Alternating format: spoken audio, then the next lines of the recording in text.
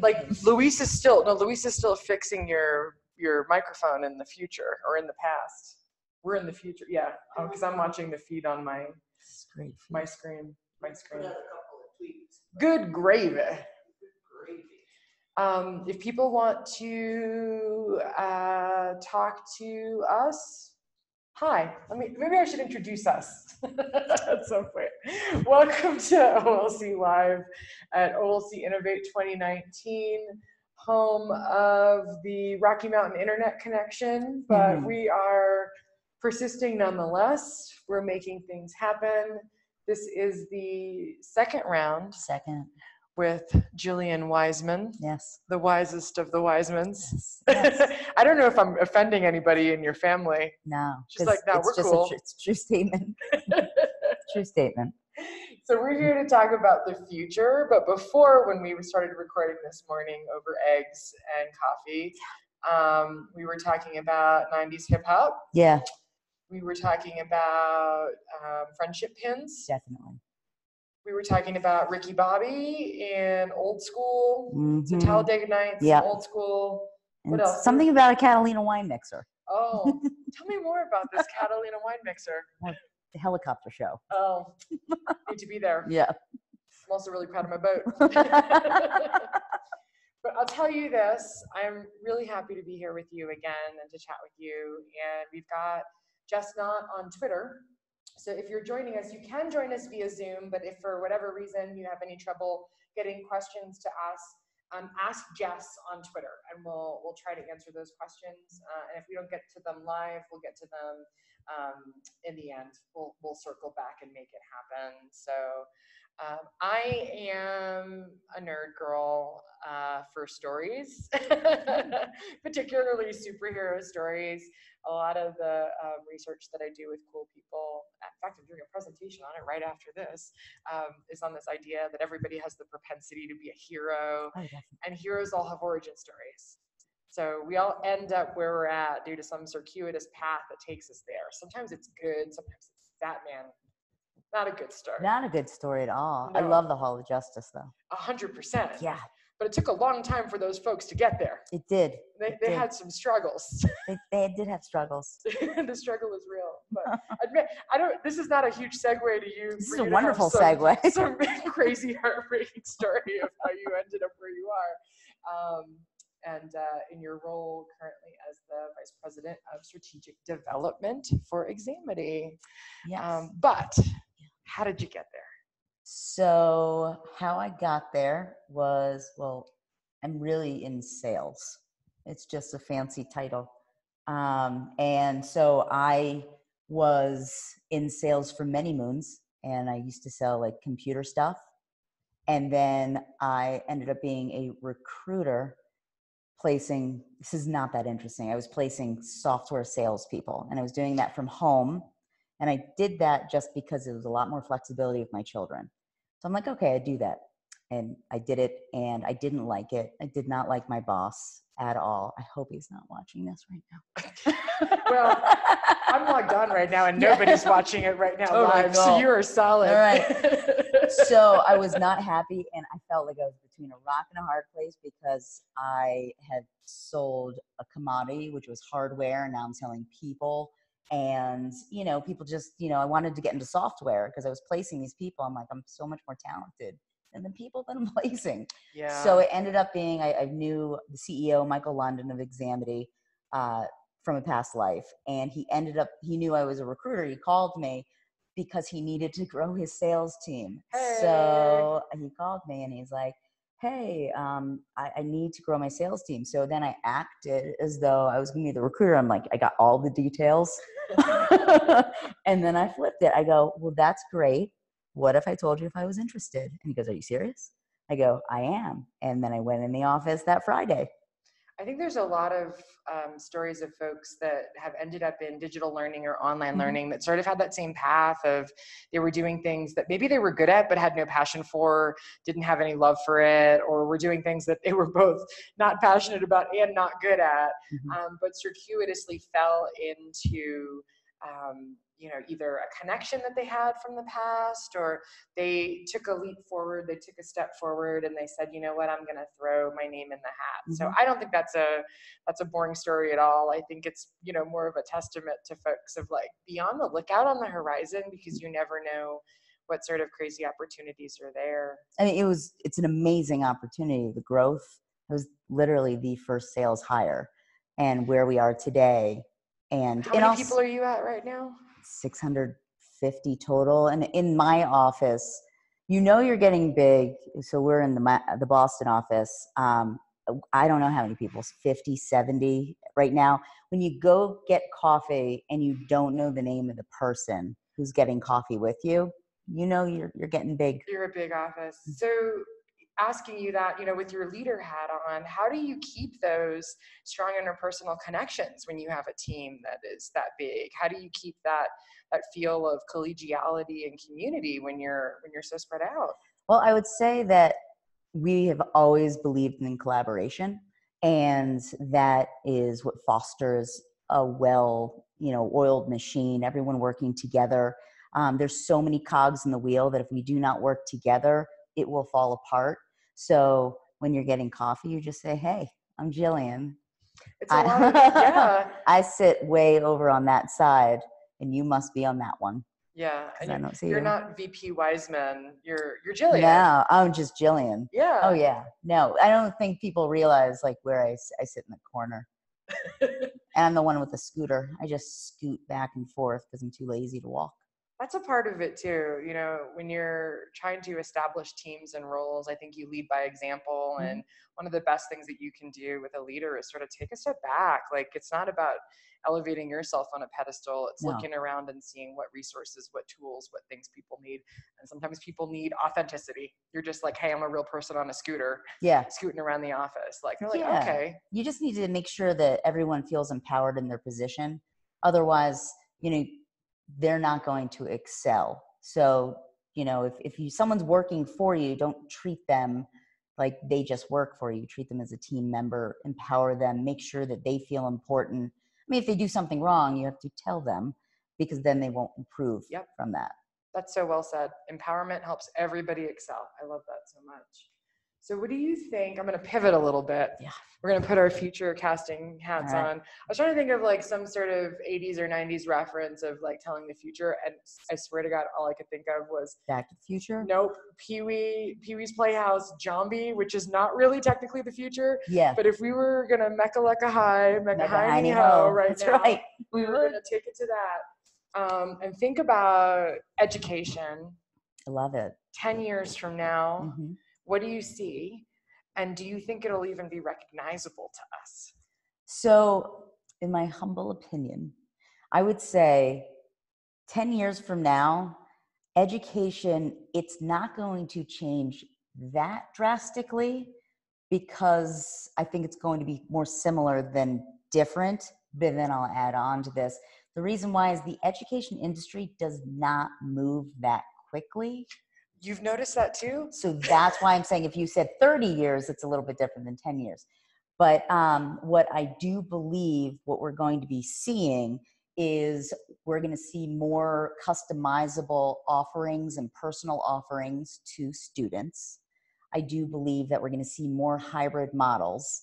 Online education is growing. I don't believe it's going to replace brick and mortar, but it's definitely going to be a nice marriage between the two. And I also believe there's going to be more competency based. So everything that I just listed doesn't mean that it's not here today. It's just going to be amplified. So that's why I'm saying there's similarities. It's just, as I said, going to be amplified. I asked that same question to Tanya Justin yesterday. She had a very similar answer. I think in some ways was disappointed that there wouldn't be that much change within 10 years. And for me, I sort of see it as the things that you mentioned: competency-based learning, giving students choice. Hybrid is one of the strongest ways that we give students choice. In fact, I'm still a strong proponent of the high flex model, which says that You don't say to your students that on Monday they're in class and on Tuesday they're online. You say every day you choose whether you're online or in person. And what does that mean for the educator who has to build those experiences, but giving the students ultimate agency and autonomy? So for me, maybe, it is the case that it won't look that different, but we'll finally be actualizing all of these promises that we made decades ago to put learners first and give them choice. So I'm waiting for that future with you. I talked a little bit about this with you just now when we got to your leadership journey, but you are a big time leader in the field. I don't know if you know this, but I fangirl you for your energy and for your spirit and the way that you treat your team and the way that your team responds to you. I think that that's really telling. And I'll even share the anecdote I shared in the morning piece, which might get put up as a bonus feature of this interview if we want to render out that video. But when I first met you, we were in the middle of the conference doing this design competition called the Iron Chef Battles in Orlando. And we had a team drop out at the last minute. And I didn't explain anything to you. I literally just came over to your booth. You said, "Hey, what's up, Angela?" I said, "Jillian, can you help me with," and you already said yes. Ride or die. Ride or die. You were all about it. And I think that fearlessness and that yes and spirit is really encouraging and important for leaders to have. So if there are emerging leaders that are watching this, or people that are sort of in the corners or marginalized or looking for ways to move up and out within leadership, what advice would you have for them? Moving up and out within education space, or? I think more moving up within education, yeah. I would say patience and flexibility and understanding. I'm going to say understanding your audience. When I say that, who your message goes to. So in the education space, if you're a leader in the space, as in even like you're teaching students and educating students, you have to understand the diversity of the student population. You have to understand, in the online space, for example, the students are different than they were when I went to college. Students are parents, they're first generation, working full time. They work full time. Exactly. And so you need to tailor to those needs and be flexible for those needs to show that, listen, I'm not just set in my ways, but I do understand the differences among people. And I'm going to, make sure that I respond to their wants and their needs so they can also excel. Because if your people excel, you excel. I think that was a great example for a lot of different types of roles within higher education too, whether you're a faculty member, whether you're a practitioner, staff member, maybe you already are an administrator. Those needs assessments of looking at your audience and really getting to know them, whether it's, persona mapping or just starting from this place of empathy and figuring out who are the folks that are here in my community, and then amplifying voices is key to everything in terms of leadership. I mean, that's the best leader, right? People aren't a number. So everyone's human. So even if you're just walking down the street, they're just like you. So they might not feel like that, but they are literally. But we all have, there's common denominators between every single person. So we have to draw from that. That's awesome. I think I want to talk a little bit about the fun stuff again. I like fun stuff. So I have all these questions and they're serious, and it's like, we've got to eat our broccoli, but I'm like, no, do we have to eat our broccoli? Can we just have chocolate pudding? Yeah. So, okay. If you were a fictional superhero, so take off your real superhero hat, put on your fictional superhero hat. What would your superhero skill be? And then here's the harder part. How would it relate to education? Or how might it relate to education? So I thought about this because I knew there was going to be something about. You knew I was up to shenanigans. Yeah. So, because we were talking about superheroes. So my superhero power is actually going to be related to education just because we're here at OLC. Right? My superhero power is the ability to recognize what a student needs to allow them to have success. Ooh. Yeah. Almost like seeing an aura. Yeah. Like I see you and you need XYZ. You know, it's like you need help in this area, or you need assistance in this area, or you're too nervous to tell us about a situation where we can help you excel. Because if the students do not excel, education cannot excel, because you need students. 100%. You know, it's all not about it's the not students. a happy day when everybody fails your class, but it's also not a happy day when one student fails your class. Exactly. And also, you don't know, why did they fail? Mm-hmm. You know, it could have been extraneous factors that wasn't like, I didn't study. It could have been that they didn't study because they had a sick child and they had to, you know, bring them to a hospital. So and I like that you said factors too, that it's plural. I mean, we have all of these pieces that make up our lives that are stacked up one on top of another, and they all influence our success, our path to success, or our circuitous path to something else. Exactly. I think what's most important is my alter ego, and then what my uniform is and how I then change into. Well, now that you've teased us with that, you've got to go into it. The alter ego, it's actually just me. Okay. It's just like, you're the alter ego. Sure. Why not? A 14-year-old, maybe 16, stuck in a 44-year-old's body that is a mother.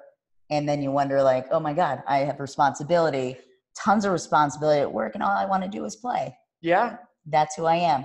And then when I'm like, oh, I see a student in distress, I need to figure out what is going to make them successful. I change. It's kind of like off of Wonder Woman, where you like go around, you know, like you do that twirl. I do the twirl, power twirl. I do the power twirl because I don't want to go into. There's really no phone booths anymore. So that's Superman. Think about how everyone changes. I learned that I was meeting a friend on the DC Metro. My cell phone died and there was no way for me to call her. And wouldn't you know it, she hadn't heard from me in a half an hour and she called the cops. She was like, my friend is missing. Oh, wow. Like it escalated that quickly. Yeah. So I went to the station agent and borrowed her cell phone. But I just thought it was fascinating that when I was in high school, non-issue. Like, you know, call collect. What was that? Like, 1-800. I don't know what it was. Yeah. You would just use the call from and you would say, hey, Dad, pick me up. Yeah. I had penny loafers and it was 20 cents. So I had dimes in each one. So that was my emergency money. And then I would take that out. And then I was keeping a tab on the shoe references. That's 2. We're up to 2 so far. Yeah. If you're filling out your bingo card. Yeah.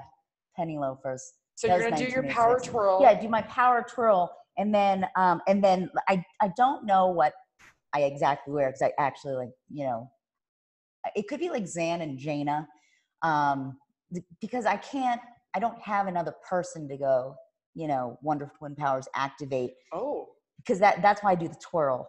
If I had another person, I would totally go like that. You'd twirl with them? I'd twirl with them. Or go like this. Now, folks, if you want a power twirl. Yeah, but then Zan and Jaina had like those like 80s, you know, it was purple. It was like that light lavender.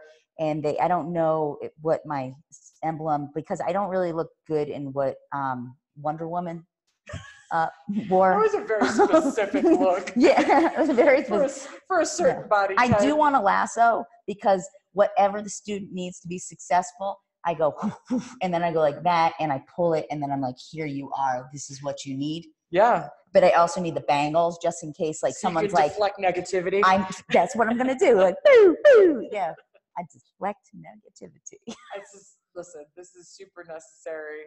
Yeah, you're like, how does it work in education? I'm like, no, what's my alter ego, and how do I get to this? This is 10 years from now, 25 years from now in education. Well, invisible jets will be a thing in the future. I just thought about that woman that is like, she's like the queen of like drone flying. Oh. Like she puts a bunch of drones on like I'm probably going to get some comments from people who will say this is not correct, but drones, what appears to be a plank of wood and then like some handles, and she just sort of flies around. She flies around? She flies around on all these. See, that's amazing.